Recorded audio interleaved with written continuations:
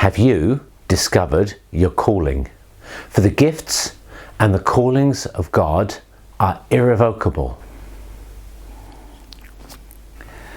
Have you discovered your calling? For God's gifts and His call are irrevocable. Irrevocable, what a strange word.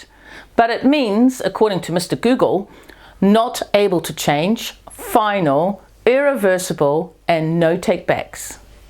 So to rephrase the verse, we could say, for God's gifts and His call are irreversible. You cannot change it. Now, Paul's writing to the Romans, describing God's relationship with Israel. He is saying that in spite of Israel's disobedience to God, God never took back the gifts that He gave them. Actually, all through the Bible, you see over and over again that the gifts God gave, He never took back. Even when so often the people disobeyed God. For example, David committed adultery, Jacob deceived his brother and father, Moses had a short temper, Samson ran out of prostitutes.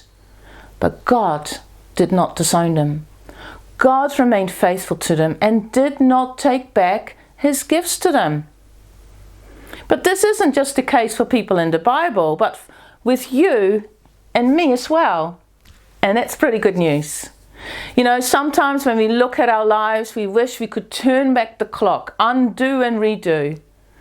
But it's irrevocable. It is irreversible. And it's the same with our giftings and callings that God has given us. He does not take them back.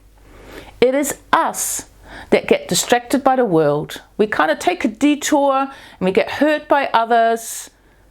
But our gifts and callings do not change. Every single person, no matter how old you are, you have giftings and callings that God has given you, and they are to serve and see God's kingdom grow. Now, sometimes you just don't know or recognize it. But maybe if people keep seeing you as a leader, you should start taking that a little bit seriously. Sometimes, like I said, we forget what God called us to do. For me personally, since the age of 14, I just loved being with children that had extra needs. At 18, I started teaching as a psychopedic training officer, and at 21, I was the director of an autistic centre in Mount Wellington. But slowly, I started to get busy with running a family and church life, well, you know.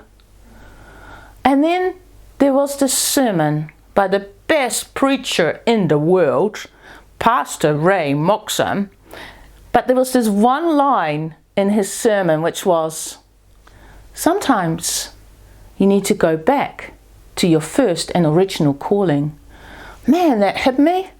You know, I started work again, and Ray and I, we've always had children with extra needs come through our house. I can't even tell you how many children. And then we started fostering Connor 15 years ago, and he had autism. And if you don't know his story, just check it out on 7 Sharp under Connor Bell. Then we fostered another child 10 years ago with a severe brain injury. God had not taken the gift away from me. I got distracted. So what are the gifts God has given you? What are the talents God has given you? Are you using them? Or have you got distracted too? Do you know what God has given you? How about today, after this devotion, you find a nice quiet place by yourself for about 10 minutes and ask God what the gifts and callings are in your life.